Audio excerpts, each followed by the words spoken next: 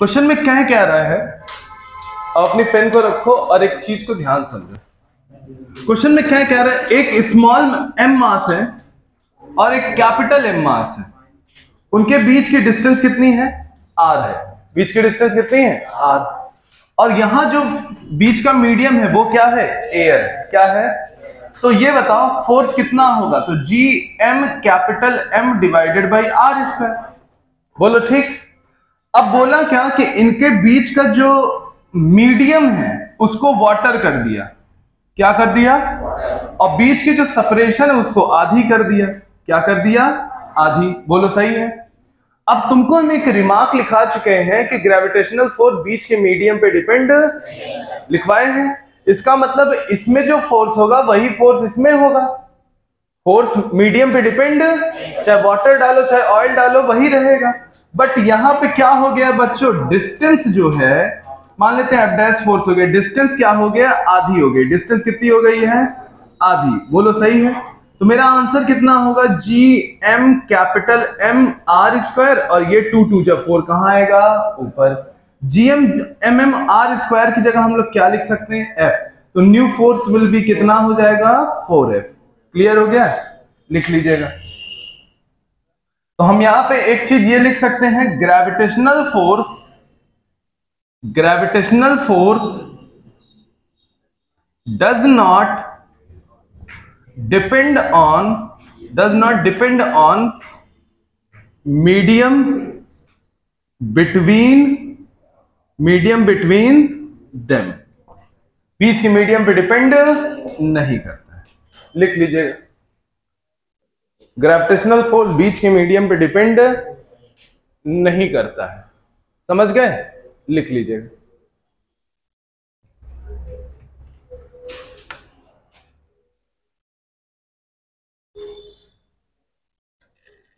आज पंखा उनका बंद किया, ठंडी हो गई।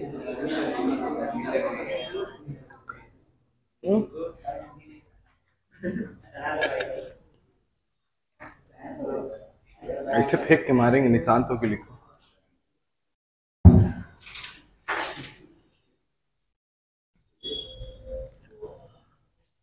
तो ग्रेविटेशनल फोर्स बीच के मीडियम पे डिपेंड नहीं करता।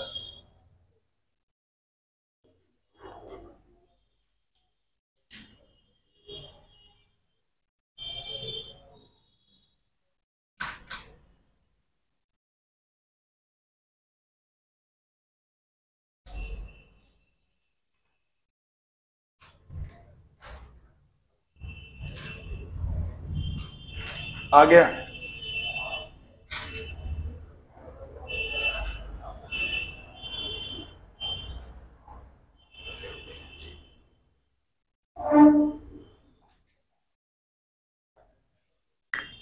क्लियर हो गया। नेक्स्ट लिखो।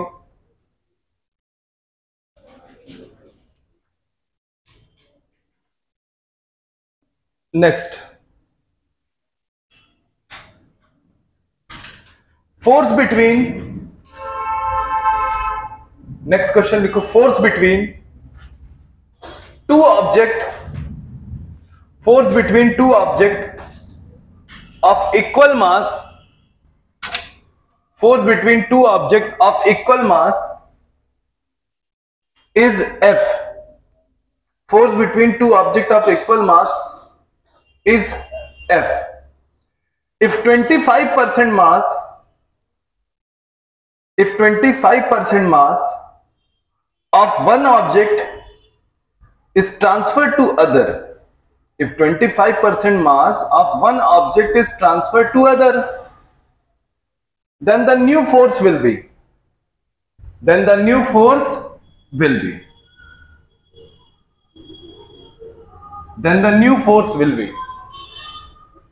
बोला क्या है कि 25, देखो क्वेश्चन लगाने के लिए ब्रेन बिल्कुल फोकस रहना चाहिए, तो कंसंट्रेट होगा। क्वेश्चन में बोला क्या है, ध्यान से देखो सब लोग, इधर ध्यान से देखो। बोला क्या, दो सेम मास है, उनके बीच की सेपरेशन कितनी है, r, और इनके बीच लगने वाला जो फोर्स है वो कितना है, F। क्वेश्चन में बोला है, तो F होगा कितना, G M M अपॉन कितना। अब बोला क्या कि इससे 25% मास लेके इसको 25% दे दो तो क्या होगा। इससे 25% हमको क्या करना है, रिमूव करना है, और इसमें क्या करना है, वही 25% क्या करना है, ऐड करना है। तो हमको ऐसे समझ में नहीं आ रहा, मगर हाँ अगर न्यूमेरिकल वैल्यू हो तो हम 25 समझते हैं क्या होता है। तो एक काम करो, इसको 100 किलो मान लो, कितना मान लो, और इसको भी कितना मान लो, 100 किलो। अगर तुम इससे 25 ले लोगे तो यहां कितना बचेगा, 75, और इसको 25 दे दोगे तो कितना होगा, बोलो, हो जाएगा। अब हमको बड़े अच्छे समझ में आता है। तो न्यू फोर्स विल बी, तो कितना हो जाएगा, G 75 इंटू 125 डिवाइडेड बाई कितना, और यहां पे क्या लिखोगे, 100 इंटू 100, बोलो सही है। अगर हम दोनों फोर्स को डिवाइड कर दे, दोनों फोर्स को क्या करें, डिवाइड कर दे, तो हम बिल्कुल वैल्यू तक पहुंच सकते हैं। दोनों को डिवाइड किया, आर स्क्वायर से आर स्क्वायर, जी से जी कैंसिल। अब धीरे धीरे आप 75 125 को मतलब काटते जाओ, बस वही आंसर है। कितना कटेगा, 5 से काटो इसको, कितना कटेगा, 25 से काटो, ये 3 हो जाएगा, 4 हो गया। 25 से काटो, ये 5 हो जाएगा, और ये कितना, 4, 5 3 कितना होगा, 15, 4 4 जा। अब तो नहीं कटेगा, ये एफ डैश अपॉन एफ की वैल्यू, तो न्यू फोर्स कितना आ जाएगा, F dash is equal to 15 F upon कितना, 16। आंसर आ गया ना, कितना आया, 15 एफ अपॉन 16। चलो, हमको रो और जी में रिलेशन चाहिए। किसमें रिलेशन, ठीक, बोला क्या, ये नीट का क्वेश्चन है। लोग कहते हैं कि कठिन एग्जाम है, देख लो कितना कठिन है। रो एंड जी में रिलेशन चाहिए एक तरीके से। पूरा क्वेश्चन आप लोग लिख ही चुके हो। क्या चाहिए, रो क्या है, मीन डेंसिटी। रो क्या है, मीन डेंसिटी, और जी क्या है, ग्रेविटी। जी क्या है, आओ चलो, हमको ग्रेविटी का फॉर्मूला पता है ना, जीएम अपॉन, और आप लोग ये भी जान सकते हो कि मैंने इनडायरेक्ट वे में इसका आंसर आपकी कॉपी में पहले ही लिखवा रखा है। अब देखो ध्यान से, तुम आर को इधर भेज दो, बोलो कर सकते हो, जी को नीचे भेज दो, जी को किधर भेज दो, नीचे। ये क्या है, मास। मास से डेंसिटी कैसे पाओगे, तो सर मास तो वॉल्यूम इंटू डेंसिटी होता है। मास क्या होता है, वॉल्यूम इंटू, वॉल्यूम को नीचे भेज दो, और वॉल्यूम होता कितना है, 4/3 पाई आर क्यूब। क्यूब क्यूब क्या होता है, ये 3 कहां आएगा, 3g। आर स्क्वायर से कटा तो ऊपर आर गायब हो गया, नीचे कितना बचा, 4g पाई आर, सही, इज इक्वल टू कौन सा आंसर, जहां ग्रेविटी पढ़ाएं शेप एंड साइज, वहीं पे देख लीजिए दूसरा केस, यही मैंने आपको लिखवाया है कॉपी में। रो क्या है, डेंसिटी। कितना सरल है, बस इधर इधर करना है। यह भी नीट का सवाल है, करा जाए। देखो क्वेश्चन में बोला क्या है, इमेजिन अ न्यू प्लैनेट। पहले एक काम करो, एक प्लैनेट अर्थ मान लो। क्या मान लो, अर्थ। ये अर्थ प्लैनेट मान लिया। इसके सरफेस पे ग्रेविटी कितनी होती है, जी। कितनी होती है बच्चों, जीएम अपॉन आर स्क्वायर। कितनी होती है, जीएम अपॉन। अब बोला क्या, imagine a new planet having the same density. दोनों की डेंसिटी क्या है, सेम है, ये याद रखना है। दोनों की डेंसिटी क्या है, but 3 time bigger on the earth size.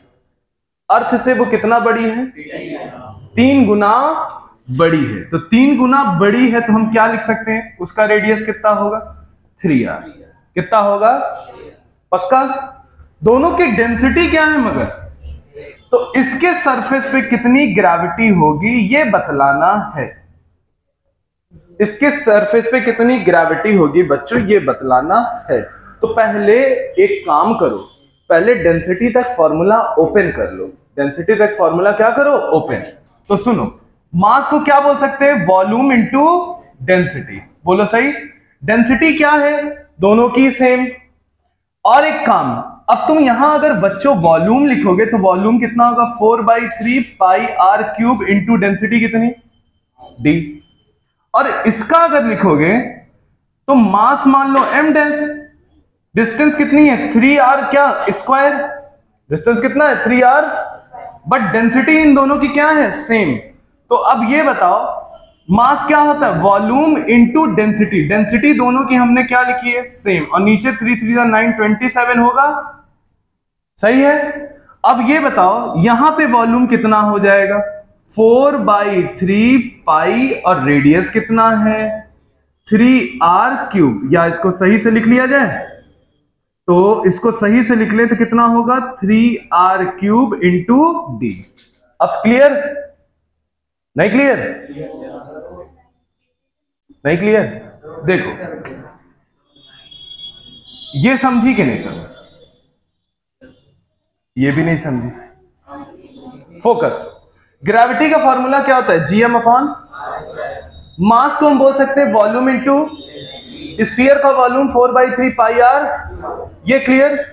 अब जी डैश, ये तो बड़ा है तो मास कुछ तो बड़ा होगा ना, मास मान लेते हैं कितना m डैश, इसका रेडियस कितना है, तो इसको क्या लिखोगे 3r स्क्वायर, यही गलती कर दिए थे क्या, हाँ इसीलिए उसका मूवमेंट, हाँ ठीक है m डैश बस।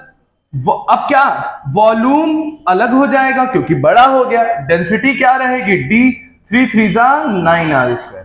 अब सही, अब इसका वॉल्यूम जरा यहां प्लेस करो तो कितना आएगा बच्चों, 4/3 पाई 3r का होल क्यूब, डेंसिटी कितना, दोनों को डिवाइड कर दो, आर स्क्वायर से आर स्क्वायर गया, जी से जी भी गया, 4/3 से 4/3 गया, पाई से पाई गया, आर क्यूब से आर क्यूब, डी से डी, तो जी अपॉन जी डैश कितना आया जरा चेक करो, यहां सब कट गया, और यहां कितना 3 3 27, कितना हो जाएगा बच्चों 27/9, यही तो है ना 27/, तो ये अब इसको काटो कितना आएगा 3 आएगा, तो इसको हम, ये 3 कहां आएगा ऊपर, तो 3/1 होगा। तो ये बताओ जी डैश इज इक्वल टू कितना आ गया, g/3, बोलो सही है कि नहीं, जी डैश इज इक्वल टू कितना आ गया, g/, है ऑप्शन 3 नीचे ही रहेगा,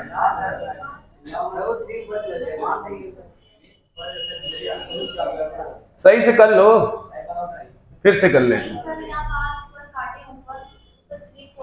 देखो इत्मीनान से, यहां सारा कुछ कट गया, यहां सारा कुछ कट गया, यहां सिर्फ, यहां पे एक काम करो, इसको 1 लिख लो, इसको कितना लिखोगे 27, और ये कितना हुआ 9, 9 कहां आएगा ऊपर, तो 9 अपॉन कितना बना 27, किसकी वैल्यू g अपॉन जी डैश, कितना हुआ 9/27, बोलो सही।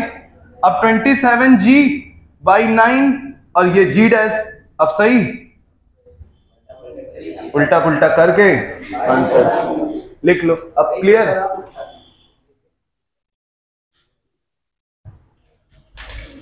आंसर मिला लिया जाए, पता चला, हाँ सही है होएगा भाई, जब आएगा तो सही है होएगा, सही है।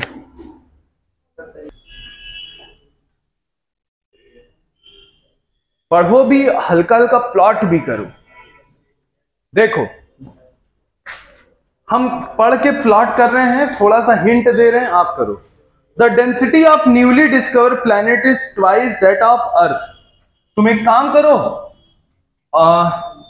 2 प्लैनेट बना लो ऐसे, ठीक, इसकी डेंसिटी मान लो d है, तो इसकी डेंसिटी 2d है, क्वेश्चन में दिया है, बोला भी है the density of newly discover planet is twice that of earth, ऐसा ही बोला है। मान लो ये क्या है, अर्थ है, और ये कोई प्लैनेट है, ये क्या है कोई, इसका रेडियस कितना है, और इसका रेडियस आपसे पूछा है कि नहीं। और एक चीज और बोला, the acceleration due to gravity at the surface of the planet is equal to the surface of the earth. इसके सरफेस पे जो ग्रेविटी है वही ग्रेविटी इसके सरफेस पे भी है, और आपसे पूछा क्या है कि ये रेडियस कितना होगा, यही तो पूछा है। आपकी कॉपी में रेडियस और डेंसिटी का मैंने एक रिलेशन लिखवाया, अगर आपको याद हो, G1 upon G2 is equal to R1 D1 upon R2 D2 लिखवाया है कॉपी में, है कि नहीं है? देख लो, लिखा है कि नहीं है? Shape and size, variation of shape due to shape and size में पोल और इक्वेटर के बाद यही लिखवाया है मैंने, यही सेम फॉर्मूला लिखा होगा, G1 upon G2 R1 D1 R2 D2। ये लिखा है कि नहीं लिखा है? लिखा है। अब चलो, दोनों की ग्रेविटी क्या है? सेम है। दोनों की ग्रेविटी क्या है? तो G से G क्या होगा? इसकी डेंसिटी कितनी है? D है, और उसकी डेंसिटी कितनी है? 2D है। उसकी डेंसिटी कितनी है? बोलो, दिख रहा है? D से D भी क्या हुआ? R1 की वैल्यू कितनी है? R। इधर क्या बचा? 1। R1 की वैल्यू कितनी है? R2 की वैल्यू कितनी है बच्चों? R डैश, और ये क्या है? 2R dash is equal to क्या लिख सकते हो? तो R dash is equal to कितना हो सकता है? हलवा सवाल है ये सब, कर कह सकते, जब फॉर्मूला हमने उतनी मेहनत करके बनाया तो उसको यूज करो। आ गया ना? सही है, बना लीजिए।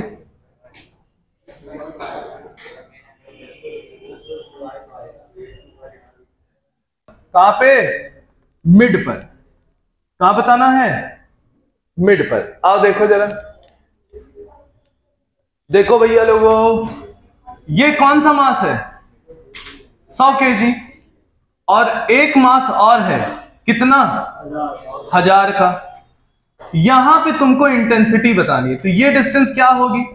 R/2। ये डिस्टेंस क्या होगी?